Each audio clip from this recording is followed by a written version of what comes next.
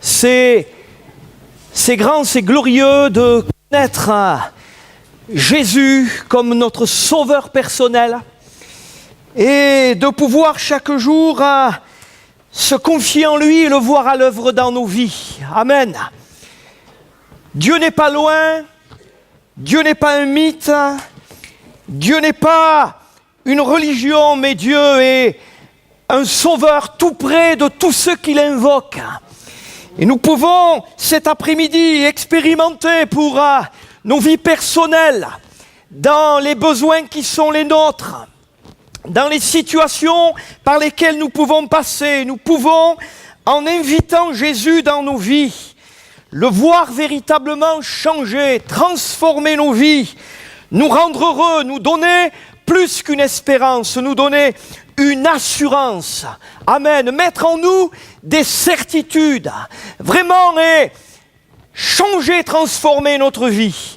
C'est beau de connaître Jésus et de le connaître dans notre enfance, dans notre adolescence, dans notre jeunesse. C'est beau de le connaître quand on est dans l'âge.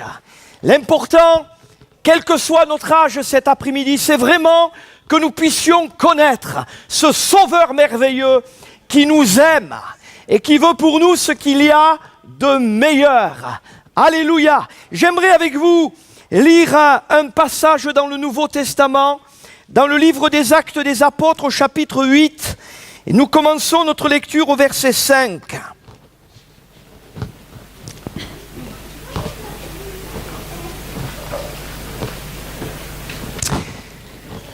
J'aimerais voir avec vous que face à nos grands besoins, Dieu veut accomplir de grands miracles.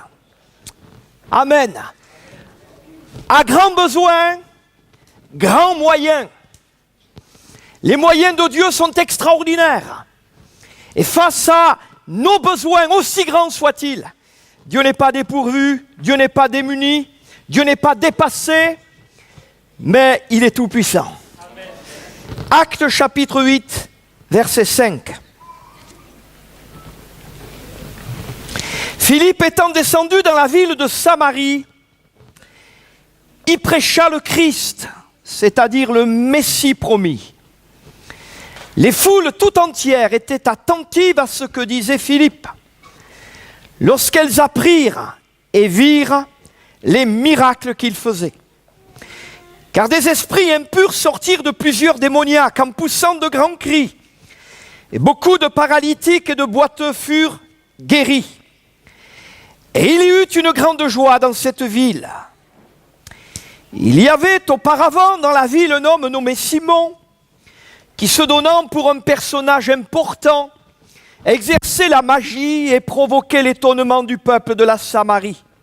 Tous, depuis le plus petit jusqu'au plus grand, l'écoutaient attentivement et disaient « Celui-ci est la puissance de Dieu, celle qui s'appelle la Grande. » Ils l'écoutaient attentivement parce qu'il les avait longtemps étonnés par ses actes de magie.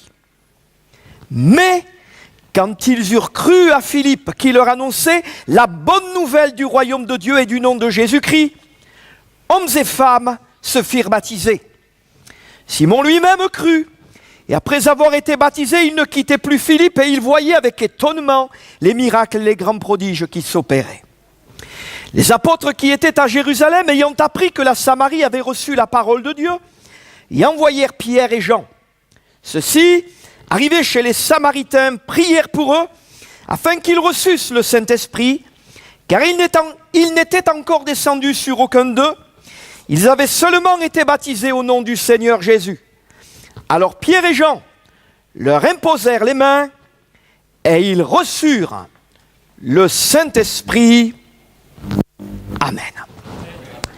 Philippe arrive dans l'une des villes de Samarie, l'une des contrées de la Samarie. Et à l'époque, cette région était une région particulière. C'était une région où tout bon juif ne voulait pas se rendre. Parce que il y avait là, dans cette contrée, un brassage de population, un mélange de cultures, de croyance et de spiritualité. C'était un mélange de judaïsme et d'idolâtrie, culte aux faux dieux. Il y avait beaucoup de superstitions, beaucoup de philosophie. Et quand nous considérons ces choses, nous pouvons considérer que c'est aussi aujourd'hui ce qui caractérise notre époque. Quelle ressemblance, quelle similitude avec notre société moderne, avec nos villes, nos villages, notre pays, brassage de population, mélange de culture, de croyances, de spiritualité, de philosophie. Pour certains, leur philosophie, c'est l'athéisme. Pour d'autres, c'est l'humanisme. Pour d'autres, c'est toutes ces religions orientales. Pour d'autres, leur religion, c'est le matérialisme. Pour d'autres encore, ils se lancent à corps perdu dans la recherche du mystérieux, du surnaturel, touchant à la magie, à l'occultisme.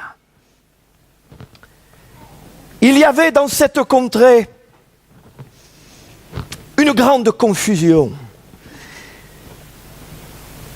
une grande ignorance, un grand obscurantisme, parce qu'il y avait une grande méconnaissance de Dieu, une grande méconnaissance de sa parole. Il y avait à cause de cela également une grande séduction, fascination, et les hommes et les femmes vivaient dans l'illusion. N'est-ce pas aujourd'hui? La même chose dans notre société moderne. Une grande confusion. Et peut-être, mon ami, toi qui es là cet après-midi, et qui ne connais pas encore la grandeur et la puissance de l'amour de Dieu, ton cœur est-il aussi plongé dans cette grande confusion, dans ce grand obscurantisme? Tu vis peut-être dans de grandes ténèbres spirituelles.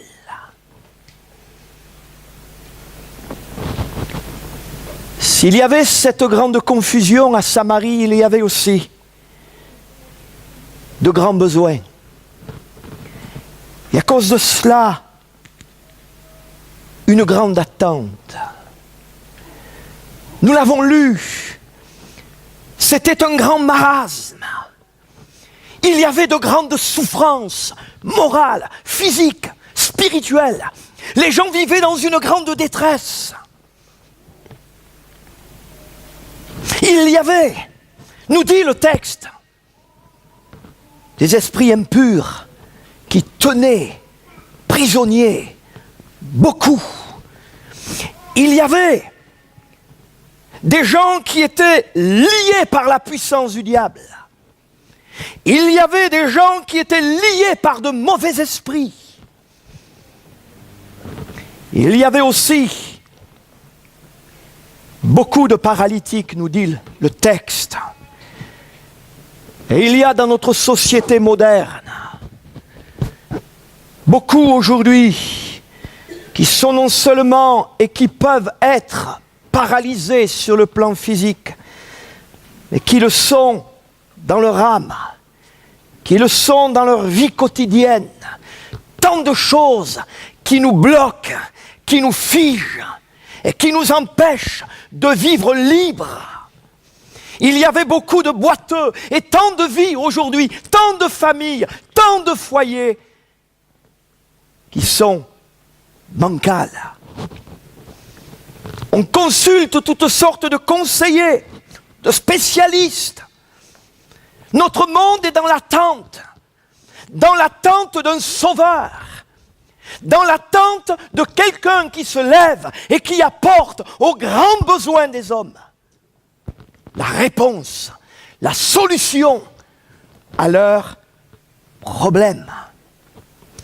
Et c'est dans ce contexte-là que dans cette ville de Samarie, un homme arrive avec une bonne nouvelle. La bonne nouvelle qu'est l'Évangile. À grand besoin, grand moyen. Et s'il y a dans notre monde une grande confusion, une grande attente, l'Évangile, c'est la grande nouvelle. C'est la nouvelle de l'amour de Dieu. Et quel amour! L'Évangile, c'est cette grande et cette bonne nouvelle que Dieu en Jésus-Christ a donné aux hommes un sauveur qui est le sauveur par excellence. Alléluia! Philippe, ce simple homme, arrive avec cette bonne nouvelle qu'est l'Évangile. Il annonce dans la personne de Jésus le Sauveur. Amen. Il parle de ce Jésus dont l'Évangile de Luc nous dit « Il sera grand et il sera appelé Fils du Très-Haut. » Amen. Oui, le Jésus que nous connaissons, le Jésus que nous avons rencontré dans nos vies, nous pouvons le dire avec expérience, il est grand. Il est grand dans son amour, il est grand dans sa puissance, il est grand dans sa fidélité, il est grand dans son pouvoir. Alléluia. Et cet après-midi, tu as besoin toi aussi d'expérimenter dans ta vie cet évangile, cette bonne nouvelle, cette grande nouvelle. Dieu a tant aimé l'humanité, les hommes et les femmes que nous sommes, qu'il nous a donné en Jésus un puissant sauveur. Alléluia. Oui, Philippe a annoncé simplement cette grande nouvelle. Il a parlé de ce Jésus qui, par amour pour les hommes, a accepté ce grand sacrifice. Jésus a pu dire, il n'y a pas de plus grand amour que de donner sa vie.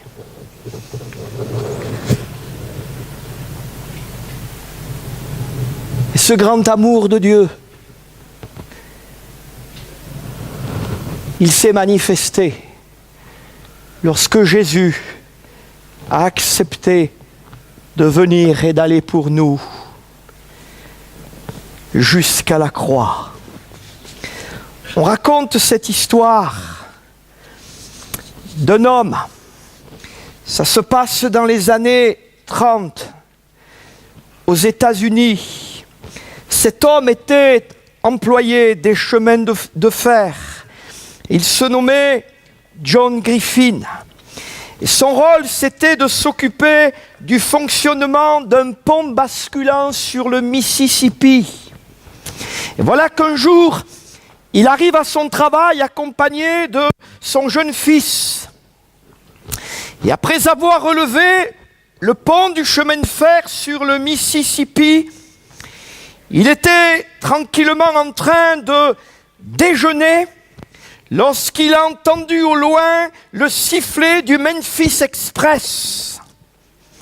Alors il s'est dirigé vers la manette qui contrôlait ces grands engrenages du mécanisme, lorsque tout à coup, son sang s'est glacé dans ses veines. Il a vu là son jeune enfant qui venait de glisser dans le boîtier de l'une de ses jambes qui était prise dans l'engrenage. Alors il a cherché désespérément un moyen de libérer l'enfant, mais en vain, parce qu'il n'avait pas le temps.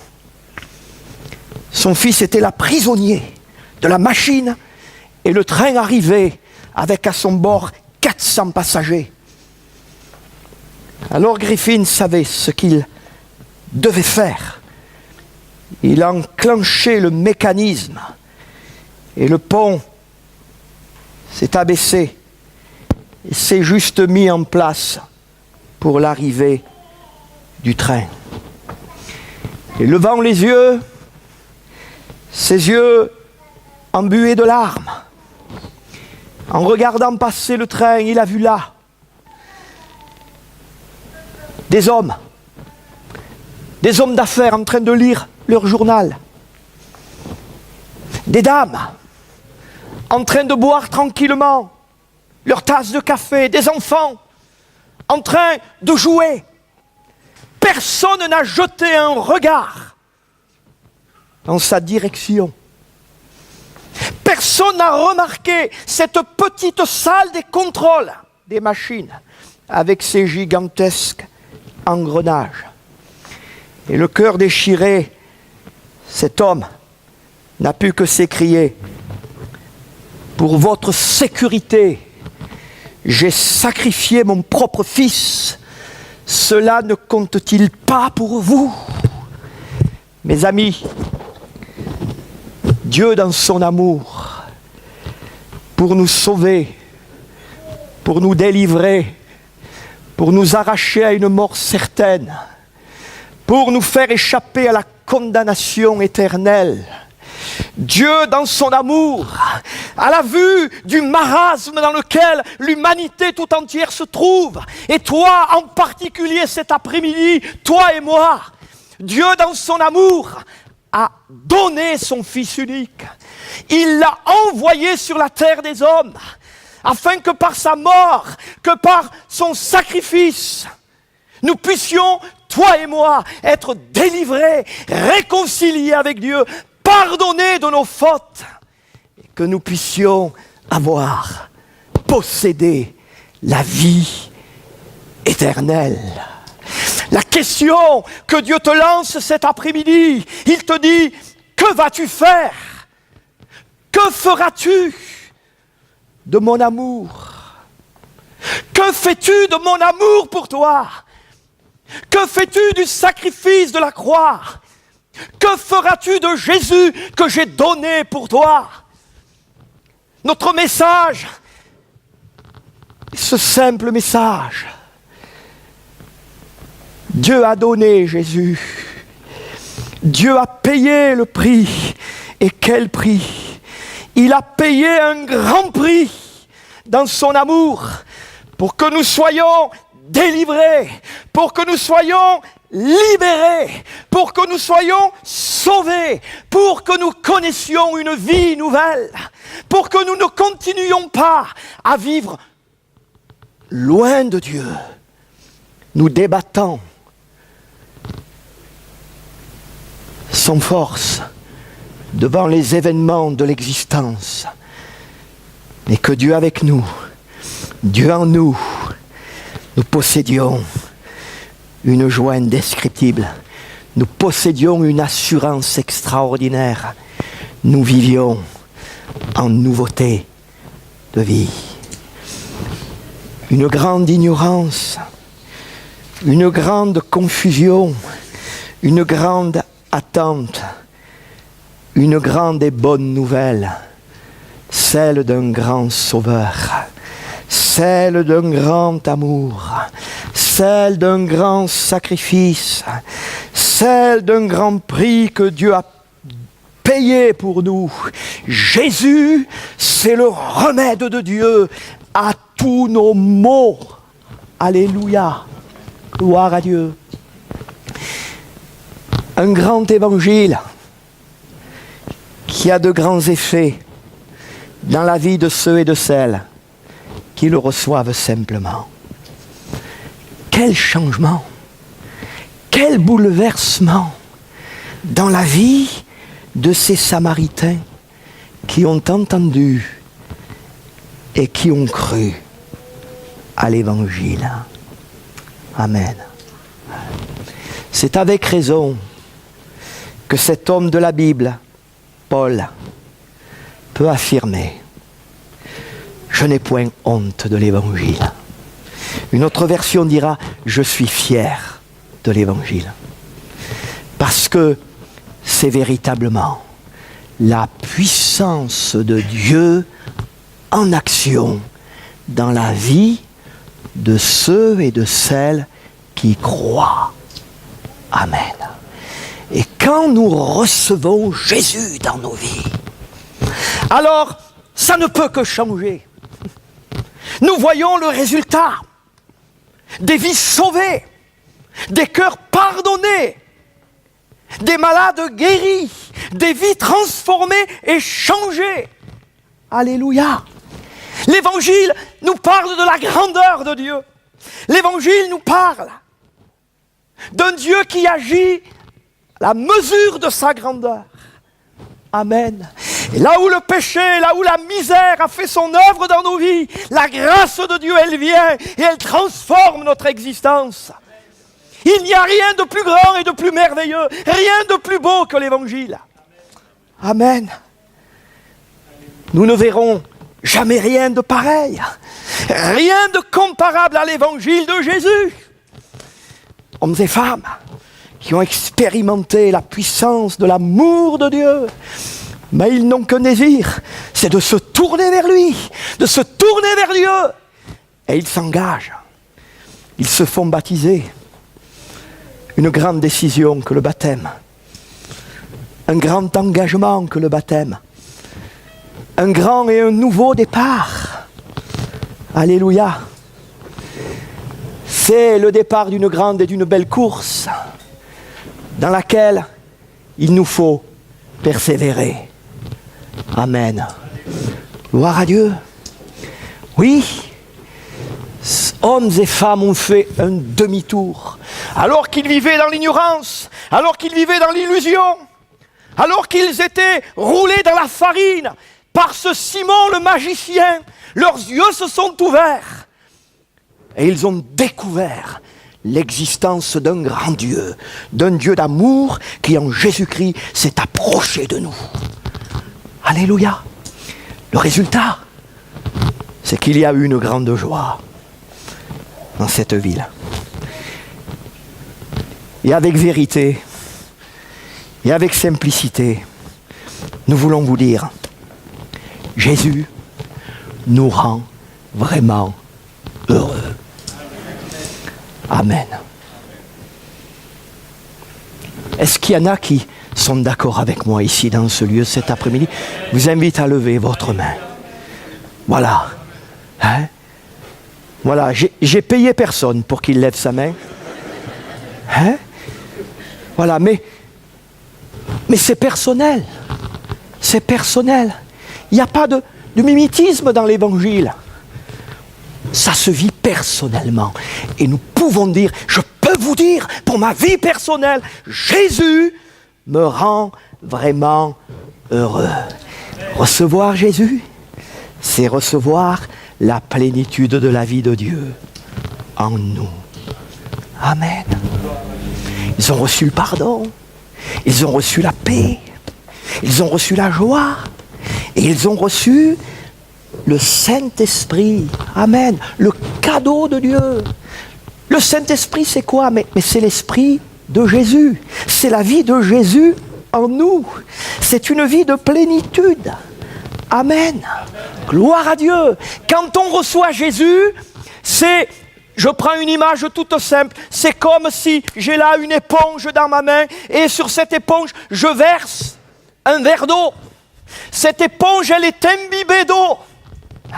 Et quand on reçoit Jésus, on est imbibé de la vie de Jésus. On est imbibé de l'amour de Jésus. On est imbibé de la force de Jésus. Mais le Seigneur veut plus que cela. Il veut que cette éponge, elle soit plongée dans un seau d'eau. Et c'est cela, le baptême de l'Esprit. C'est cela, être rempli de l'Esprit. C'est être tellement plein de la vie de Jésus que ça déborde. Et que ça déborde sur les autres. Et que on ne vit plus une vie égoïste. Moi et encore moi. Non. Jésus nous délivre de cette vie misérable. Parce qu'on est extrêmement malheureux quand on est égoïste. Mais ce qu'on a reçu de Dieu, on veut que d'autres le vivent. On veut le partager avec d'autres. Ce que tu as et que tu gardes pour toi, tu finis par le perdre. C'est une loi. Mais ce que tu as et que tu partages, alors Dieu le renouvelle en toi et il t'en donne encore plus. Alléluia. Cet après-midi, ne voudrais-tu pas recevoir dans ta vie celui qui est la source de la vie, qui est la source de la joie, qui est la source du bonheur. Alléluia. Jésus, le Sauveur, le Libérateur. Une grande joie. Vivre avec Dieu, c'est pas vivre. C'est vivre la vie avec un grand V. Amen. Cette vie, elle n'est pas que pour quelques-uns. Elle est pour toi. En particulier, mon ami. Alléluia. Gloire à Dieu. Alors, il y a quand même un appel urgent que le Seigneur nous adresse. Cette adresse, peut-être adresse à quelqu'un en particulier dans ce lieu, qui depuis des semaines, des mois, voire des années, résiste à Dieu. Qui dit oui, c'est vrai, je crois que c'est la vérité, ce que vous dites dans ce lieu, mais moi, j'ai le temps, on verra un peu plus tard. La Bible dit, comment échapperons-nous en négligeant? C'est-à-dire, on néglige ce que l'on méprise, hein, ce à quoi on donne peu d'importance. Comment échapperons-nous en négligeant un si grand salut?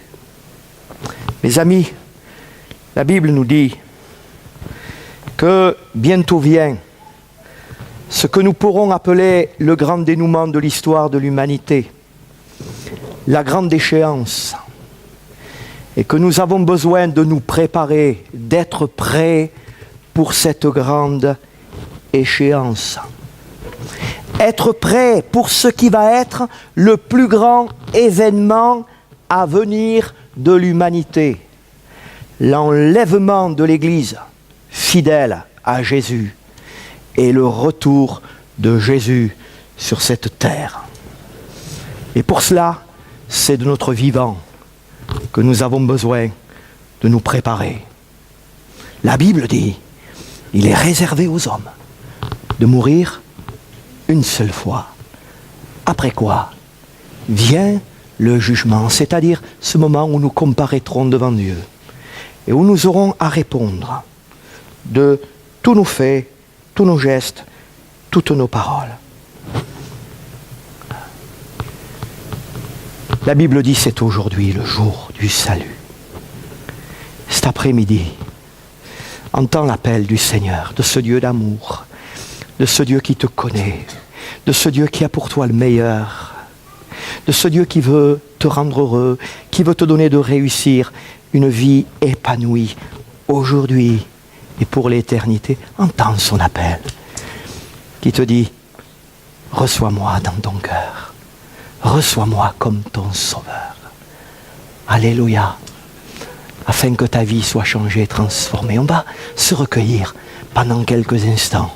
Je vous invite à prier avec moi.